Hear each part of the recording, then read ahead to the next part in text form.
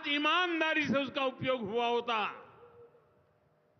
तो मेरे मुसलमान नौजवानों को साइकिल के पंक्चर बना करके जिंदगी नहीं गुजारनी पड़ती।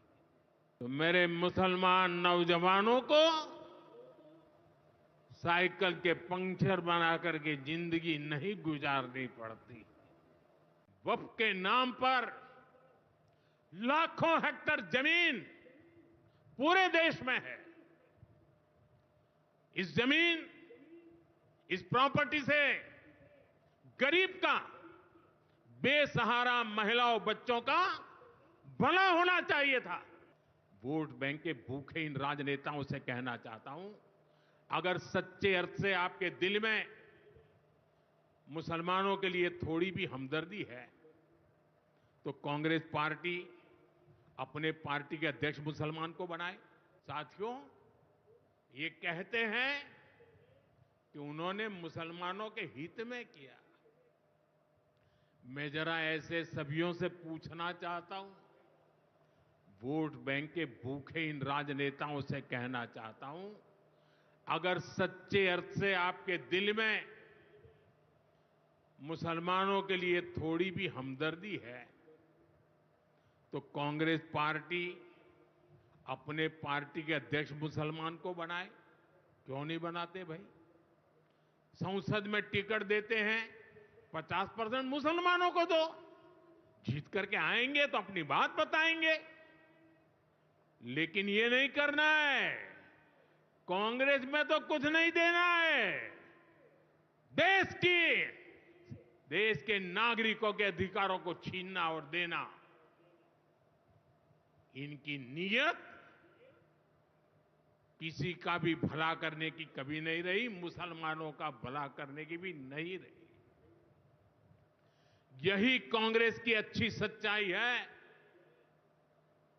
साथियों, वक्फ के नाम पर लाखों हेक्टेयर जमीन पूरे देश में है।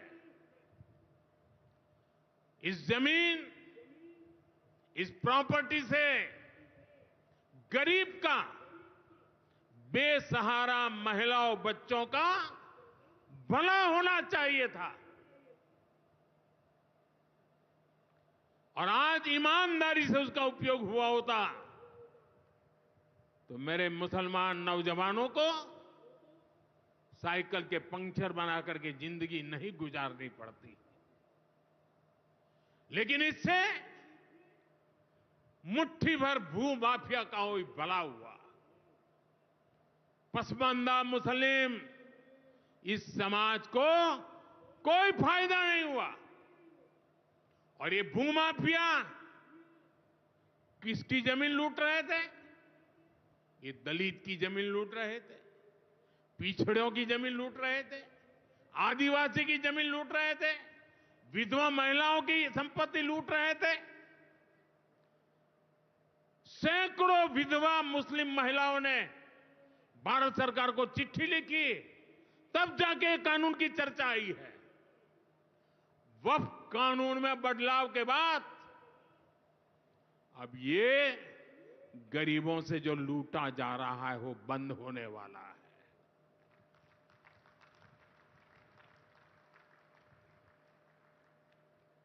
और सबसे बड़ी बात, हमने एक बहुत बड़ा जिम्मेदारीपूर्ण महत्वपूर्ण काम किया है।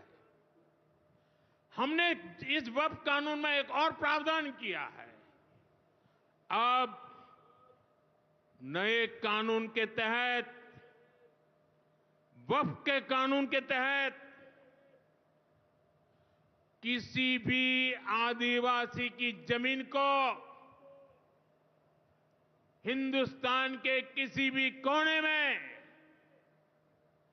आदिवासी की जमीन को, उसके घर को, उसकी संपत्ति को ये वक्फ बोर्ड हाथ भी नहीं लगा पाएगा। ये आदिवासी के हितों की रक्षा करने का, संविधान की मर्यादाओं का पालन करने का हमने बहुत बड़ा काम किया है। नए प्रावधानों से वक्त की भी पवित्र भावना का सम्मान होगा। मुस्लिम समाज के गरीब और पसमानदा परिवारों, मुस्लिम महिलाओं, खास करके मुस्लिम विधवाओं को, मुस्लिम बच्चों को उनका हक भी मिलेगा और भविष्य में उनका हक सुरक्षित रहेगा। और यही तो बाबा साहब आंबेडकर ने संविधान के स्पिरिट में हमें काम दिया हुआ है। यही असल स्पिरिट है, यही असली सामाजिक न्याय है। साथियों, हमारी सरकार ने 2014 के बाद बाबा साहब आंबेडकर की प्रेरणा को आने वाली पीढ़ियों तक पहुंचाने के लिए अनेक महत्वपूर्ण कदम उठाए। बाबा साहब देश और दुनिया में जहां जहां रहे, वे सभी स्थान उपेक्षित थे। जो संविधान के नाम पर अपनी राजनीतिक रोटी सेकने के लिए निकले हैं, उन्होंने बाबा साहब से जुड़े हुए हर स्थान का अपमान किया, इसे इतिहास से मिटाने का प्रयास किया। स्थिति ये थी कि मुंबई के इंदु मिल में बाबा साहब आंबेडकर का स्मारक बनाने के लिए भी देश भर में लोगों को आंदोलन करने पड़े। हमारी सरकार ने आते ही इंदु मिल के साथ साथ बाबा साहब आंबेडकर की महू की जन्मभूमि हो, बाबा साहब आंबेडकर जी की लंदन की शिक्षा भूमि हो, दिल्ली में उनकी महापरिनिर्वाण स्थली हो, या फिर नागपुर की दीक्षा भूमि हो, हमने सभी का विकास किया। इनको पंच तीर्थ के रूप में विकसित किया है। मेरा सौभाग्य है कि कुछ दिन पहले ही मुझे दीक्षा भूमि में जाकर, नागपुर जाकर बाबा साहब को नमन करने का अवसर मिला। साथियों, कांग्रेस के लोग सामाजिक न्याय की बड़ी बड़ी बातें करते हैं, लेकिन हमें ये भी याद रखना है कि कांग्रेस ने बाबा साहब आंबेडकर और चौधरी चरण सिंह जी, इन दोनों महान सपूतों को भारत रत्न नहीं दिया था। बाबा साहब आंबेडकर को भारत रत्न तब मिला जब केंद्र में भाजपा के समर्थन वाली सरकार बनी। वहीं हमें गर्व है कि भाजपा की ही सरकार ने चौधरी चरण सिंह जी को भी भारत रत्न दिया है। साथियों, सामाजिक न्याय के, गरीब कल्याण के पथ को हरियाणा की भाजपा सरकार भी निरंतर सशक्त कर रही है। सरकारी नौकरियां की भी हरियाणा में क्या हालत थी, आप सबको पता है। यूं किया करते,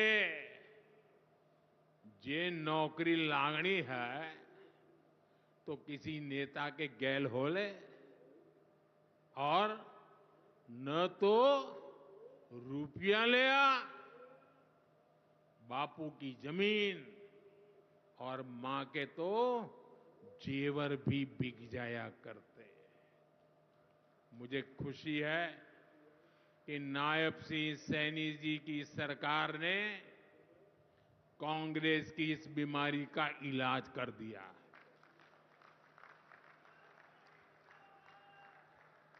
2014 बिना खर्ची, बिना पर्ची के नौकरियां देने का जो ट्रैक रिकॉर्ड हरियाणा का है, वो अद्भुत है। और मुझे गर्व है कि मुझे ऐसे साथी मिले हैं, ऐसी साथी सरकार मिली है। यहां के 25,000 नौजवानों को सरकारी नौकरी ना मिले, इसके लिए कांग्रेस ने एड़ी चोटी का जोर लगा दिया था। लेकिन इधर मुख्यमंत्री नायब सैनी जी ने शपथ ली, उधर हजारों युवाओं को नियुक्ति पत्र जारी कर दिए गए। ये है भाजपा का, सरकार का सुशासन। और अच्छा ये है कि नायब सिंह सैनी जी की सरकार आने वाले वर्षों में हजारों नई नौकरियों का रोड मैप बना करके चल रही है। साथियों, हरियाणा वो प्रदेश है जहां बहुत बड़ी संख्या में युवा सेना में जाकर देश की सेवा करते हैं। कांग्रेस ने तो वन रैंक वन पेंशन को लेकर भी दशकों तक धोखा ही दिया। ये हमारी सरकार है जिसने वन रैंक वन पेंशन योजना लागू की। अब तक हरियाणा के पूर्व फौजियों को भी ओआरओपी के वन रैंक वन पेंशन के 13,500 करोड़ रुपए 13,500 करोड़ रुपए दिए जा चुके हैं। आपको याद होगा, इसी योजना पर झूठ बोलते हुए कांग्रेस सरकार ने पूरे देश के फौजियों के लिए सिर्फ 500 करोड़ रुपए का प्रावधान किया था। अब आप सोचिए, अकेले हरियाणा में 13,500 करोड़, और कहां 500 करोड़, कैसी आंख में धूल डालने की प्रवृत्ति थी। कांग्रेस किसी की सगी नहीं है, वो सिर्फ सत्ता की सगी है। वो ना दलितों की सगी है, न पिछड़ों की सगी है, न मेरे देश की माता बहन बेटियों की सगी है, और न ही वो मेरे फौजियों की सगी है। साथियों, मुझे पूरा विश्वास है कि हरियाणा विकसित भारत के संकल्प को मजबूती देगा। खेल हो या फिर खेत, हरियाणा की मिट्टी की खुशबू दुनिया भर में महक बिखेरती रहेगी। मुझे हरियाणा के अपने बेटे बेटियों पर बहुत भरोसा है। ये नया एयरपोर्ट, ये नई उड़ान हरियाणा के सपनों को पूरा करने की प्रेरणा बने। और इतनी विशाल संख्या में आप आशीर्वाद देने आए, ये मेरा सौभाग्य है। मैं आपको सर झुका करके नमन करता हूं और अनेक सफलताओं के लिए अनेक अनेक शुभकामनाएं देता हूं, बहुत बहुत बधाई देता हूं। मेरे साथ बोलिए, भारत माता की, भारत माता की, भारत माता की। बहुत बहुत धन्यवाद। आइए हम सब अपने अपने स्थान पर खड़े होकर हृदय से आभार व्यक्त करें माननीय प्रधानमंत्री श्री नरेंद्र मोदी जी का। करतल ध्वनि की गूंज पूरे देश में सुनाई देनी चाहिए। बहुत बहुत आभार हरियाणा प्रदेश के जन जन की ओर से, आप सभी की ओर से, इस देश के यशस्वी प्रधानमंत्री श्री नरेंद्र मोदी जी का। आज का दिन आपने हरियाणा प्रदेश की विकास यात्रा को समर्पित किया है। बाबा साहेब की 135वीं जयंती को आपने इस रूप में हरियाणा प्रदेश के हर वासी को समर्पित किया है, जिसका आज यहां के कार्यक्रम के बाद अगला पड़ाव यमुनानगर है। संकल्पों की ये उड़ान देवियों सज्जनों जारी रहेगी और हृदय से आभार।